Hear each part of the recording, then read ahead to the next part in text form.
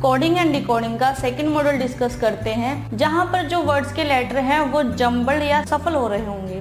ठीक है, तो इससे रिलेटेड फर्स्ट एग्जांपल है यहाँ पे, in a certain code rail is written as IRLA and peak is written as APKE, how will vote be written in that code. तो हमें यहाँ रेल वर्ड का कोड दिया हुआ है IRLA और पीक वर्ड का कोड दिया हुआ है APKE, और हमें वोट वर्ड का कोड बताना है।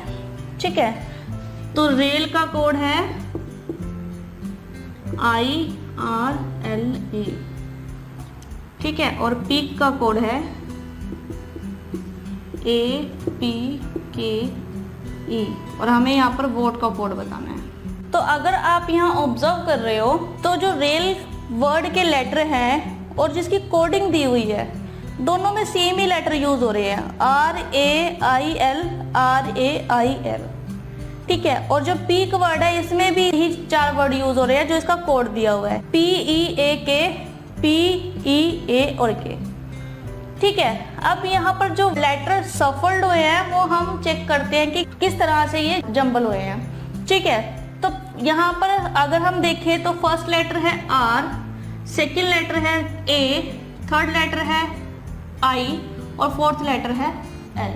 तो अगर हम कोडेड फॉर्म में इनकी पोजीशन देखें तो R यहाँ पर सेकंड पोजीशन पर है, ठीक है, और A यहाँ पर फोर्थ पोजीशन पर है, I यहाँ पे फर्स्ट पोजीशन पर है, और जो L है वो थर्ड पोजीशन पर है। तो यानी कि अगर हम इसे 1 2 3 4 के फॉर्म में ले तो यहाँ पर अगर कोड बन रहा है वो बन रहा है 3142।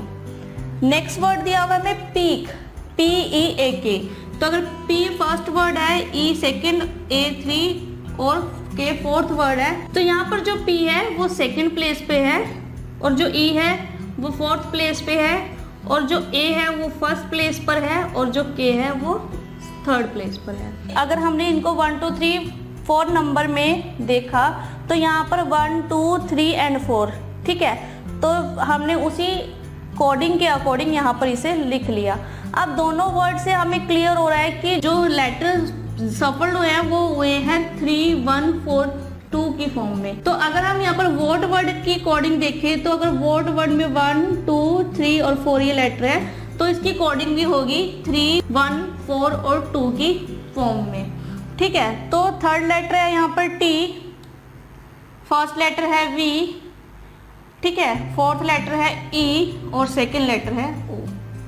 तो हमारे पास जो वोट लेटर की कोडिंग होगी वो होगी TVEO। तो यहाँ पर हमारे पास आंसर होगा TVEO। तो ऑप्शन में अगर आपको जो भी इस तरह का आंसर दिया होगा वो इसका राइट आंसर होगा। सिर्फ ऑब्जर्वेशन पे कि हमें क्या यहाँ पर कोडिंग दी हुई है। अब हमें ऑब्जर्वेशन से पता लगा जो 4 लेटर वर्ड हमें यहाँ दिए हुए हैं कोडेड में भी वही 4 लेटर यूज हुए हुए हैं। ठीक है, तो सिर्फ हमने उनकी पोजीशंस को चेकआउट किया कि वो किस तरह से आगे पीछे हुए हैं। फर्स्ट लेटर जो था वो किस पोजीशन पे है, सेकंड लेटर जो था वो किस पोजीशन पे है, और हमने जो फाइनल आंसर है उसे फाइंड आउट किया यहाँ पर। तो अगर इस तरह से क्वेश्चन को सॉल्व नहीं कर सकते, अगर ये लॉजिक नहीं होगा इस क्वेश्चन के पीछे, तो कोई और लॉजिक हो सकता है। ठीक है, तो आपको लगता है कि ये लॉजिक नहीं है इस तरह के क्वेश्चन में, तो कोई और लॉजिक दिया होगा, आप उसे ऑब्जर्व करके क्वेश्चन के आंसर को फाइंड आउट कर सकते हैं।